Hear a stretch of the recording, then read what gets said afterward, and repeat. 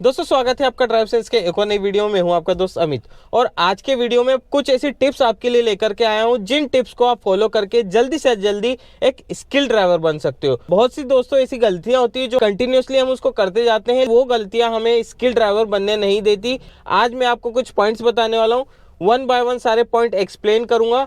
उनको आप अगर फॉलो करते हो तो आप जल्दी से जल्दी एक स्किल ड्राइवर बन जाओगे। और जितने भी पॉइंट्स मैं आपको बताने वाला हूँ वो इतने यूजफुल है कि रोजमर्रा की जिंदगी में अगर आप ड्राइविंग करते हो या डेली रूटीन में आप ड्राइविंग करते हो, वहाँ पे ये सारी चीज़ें आप अप्लाई करोगे तो आपको ड्राइविंग में कोई परेशानी नहीं होगी और एक जो आपका जो ड्राइविंग एक्सपीरियंस है ना और बेहतर होगा। दोस्तों जब भी हम शुरुआती दिनों में होते हैं तो हमें नहीं पता होता है कि कौन सी सेटिंग हमें कब और कैसी करनी है। उसी में से सबसे पहला पॉइंट होता है आपकी सिटिंग पोजीशन।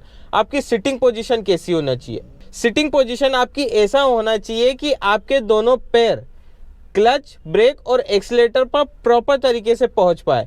जब आप सीट एडजस्ट करो तो आप अपना क्लच प्रेस करके देखो, पूरी तरह से आपका क्लच प्रेस होना चाहिए और घुटना जो है वो स्ट्रेट नहीं होना चाहिए। दोस्तों अब नेक्स्ट है आपका स्टीयरिंग। अब स्टीयरिंग को होल्ड कैसे करना है और हमसे स्टीयरिंग की डिस्टेंस कितनी होना चाहिए वो भी बहुत मायने रखता है, क्योंकि जब आपको क्विक रिएक्शन देना है ना, गाड़ी को लेफ्ट या फिर राइट काटना है या फिर कुछ ऐसी सिचुएशन बन जाती है जहाँ पे हमको सडनली ब्रेकिंग लेकर के अपनी गाड़ी को काटना है, तो वहाँ पे हमारा स्टीयरिंग का मूवमेंट बहुत ज़्यादा सॉलिड होना चाहिए और उसके लिए आपकी प्रॉपर सिटिंग होना चाहिए। सबसे पहली चीज़, आप होल्ड कैसे करोगे? होल्ड आपको करना है 9 और 3 की पोजीशन में, ठीक है। मतलब अब क्लॉकवाइज देखोगे तो 9 और 3, अब ये दोनों पोजीशन में आपको होल्ड करना है स्टीयरिंग को। अब ऐसा होल्ड करने से आपकी रीचेबिलिटी बढ़ जाती है स्टीयरिंग को कंट्रोल करने की, ठीक है। और आपका एक हाथ जो लेफ्ट वाला हाथ है तभी आपके स्टीयरिंग से हटेगा जब आपको गियर शिफ्ट करना हो। गियर शिफ्ट करने के तुरंत बाद आपका लेफ्ट हैंड वापस से स्टीयरिंग पे आ जाना चाहिए। ये हो गया।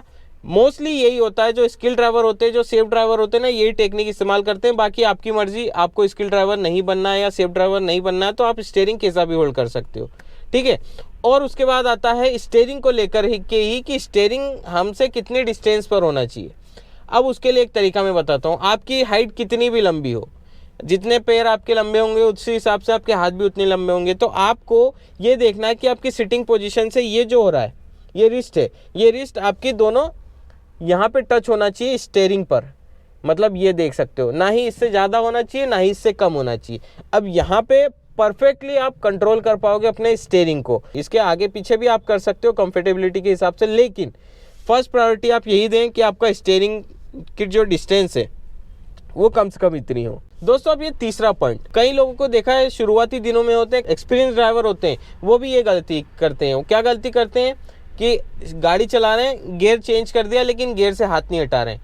ये गलती हमको नहीं करना है। कहीं ना कहीं आप गियर लीवर पे प्रेशर दे रहे हो और गियर लीवर के अंदर जो गियर सिलेक्टर होता है उस पर थोड़ा सा प्रेशर बना रहता है, जिससे लॉन्ग टाइम में आपको नुकसान हो सकता है। कई लोगों को मैंने देखा है जो सालों से गाड़ी चला रहे हैं, उनको ये एक्सपीरियंस नहीं हुआ है, लेकिन कई लोग ऐसे भी हैं जिनको ये गलती करने से भारी नुकसान उठाना पड़ा है। तो ऐसा आपके साथ ना हो तो ये गलती करो ही मत। ज़्यादा ही है तो आजकल यहाँ पे आर्म रेस्ट आता है, आप आफ्टर मार्केट में जाकर भी लगा सकते हैं, वहाँ पे आप अपना हैंड होल्ड कर सकते हो अगर आपको होल्ड भी करना है तो। गियर लीवर पर आपको हैंड होल्ड नहीं करना है। दोस्तों नेक्स्ट पॉइंट है आपके ORVM और IRVM। कई लोगों को नहीं पता होता है कि ORVM कैसे सेट करना है, IRVM कैसे सेट करना है और इनको जज कैसे करना है। इसके लिए मैं हालांकि एक वीडियो बना चुका हूँ, आई बटन में मैं लिंक दे दूंगा, आप वो देख लेना। दोस्तों नेक्स्ट पॉइंट है कि जब आप ड्राइविंग करते हो ना शुरुआती दिनों में, तो आपको नहीं पता होता है कि सामने वाली गाड़ी से हमें कितनी डिस्टेंस पे अपनी गाड़ी चलाना है। तो सिंपल सी चीज़ है, आप एग्जाम्पल लो हाईवे का। अगर आप हाईवे पे चल रहे हो ना तो इतना डिस्टेंस लें, आप कितनी भी स्पीड में हो।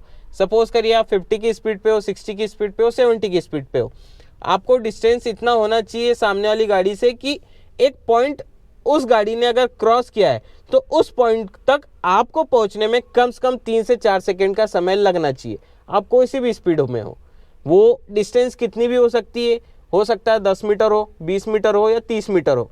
जितनी आपकी स्पीड ज़्यादा होगी डिस्टेंस उतना ज़्यादा होगा, ये चीज़ आप ध्यान रखो। अगर ऐसी सिचुएशन बन जाती है सामने वाले ने सडनली ब्रेक ले लिया तो आपको जो 3 सेकंड 4 सेकंड का जो गैप मिल रहा है ना, इसमें आप अपनी गाड़ी आराम से कंट्रोल कर पाओगे। ब्रेक ले सकते हो, टर्न कर सकते हो या फिर गाड़ी काट करके आगे निकाल सकते हो, बहुत कुछ कर सकते हो इतनी डिस्टेंस में। दोस्तों अब नेक्स्ट पॉइंट, मैं पॉइंट्स भूल गया हूँ, आपके हिसाब से सेट कर लेना। जब भी आप गाड़ी चलाते हो, लेन चेंज करते हो या फिर गली में टर्न होते हो या मेन रोड पे टर्न होते हो, वहाँ पे इंडिकेटर देना है। अब इसका मतलब ये नहीं है कि आपने इंडिकेटर दिया और टर्न ले लिया, नहीं, आपको बाकायदा 5 से 6 सेकंड पहले इंडिकेटर देना है ताकि पीछे वाला समझ सके। अगर वो स्पीड में आ रहा होगा तो अपनी गाड़ी की स्पीड कंट्रोल कर लेगा और आप आराम से टर्न कर पाओगे और उसको भी कोई परेशानी नहीं आएगी। कई लोगों को मैंने देखा है, इंडिकेटर दिया और घुस गए, राइट में इंडिकेटर दिया राइट में घुस गए, लेफ्ट में इंडिकेटर दिया लेफ्ट में घुस गए। और कई लोग तो ऐसा होता है राइट का इंडिकेटर देते हैं और लेफ्ट में चले जाते हैं। तो वो चीज़ हमको नहीं करना। प्रॉपर इंडिकेटर कैसे यूज़ करना है उसको भी हमें समझना पड़ेगा। दोस्तों अब नेक्स्ट पॉइंट है कि कई लोगों को मैंने देखा है कि अननेसेसरी क्लच पर पैर रखते हैं। अब कई लोगों का कहना होता है कि सर क्लच में थोड़ा सा प्ले होता है, वहां पर हम अपना पैर रख सकते हैं। अब कई लोगों का यही होता है कि इतना प्ले चलता है और आप रखते भी हो तो आपकी गाड़ी को कोई इफेक्ट नहीं होता है, लेकिन आपको ध्यान नहीं रहता है कि कब आपके पैर का प्रेशर आपके क्लच पे पहुंच गया। क्लच का जो मैकेनिज्म है ना, हल्का सा भी प्रेस होता है ना तो आपकी क्लच प्लेट में और फ्लाई व्हील में थोड़ा सा डिफरेंस आ जाता है, समझ रहे हो बात को।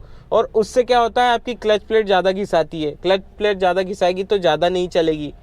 लोगों की 1-1 लाख 1.5 लाख किलोमीटर चल जाती है। अगर आप ये टेक्निक आप फॉलो करोगे ना कि क्लच पे पैर रखा है कुछ होता नहीं है, तो आपकी गाड़ी 50,000 भी नहीं चलेगी। कई लोगों को मैंने देखा है जिनकी गाड़ी 20,000 30,000 भी नहीं चली, उनकी क्लच प्लेट खराब हो जाती है। तो ये चीज़ भी हमको नहीं करना है। अब दोस्तों नेक्स्ट पॉइंट, अब शुरुआती में जब हम गाड़ी चलाना सीखते हैं तो हमारी क्या आदत होती है, थोड़ा सा स्पेस मिलता है ना, एक्सेलरेट कर देते हैं गाड़ी को, स्पीड में कर देते हैं, फिर ब्रेक ले लेते हैं, फिर हमको स्पेस मिलता है, फिर हम एक्सेलरेट कर देते हैं गाड़ी को।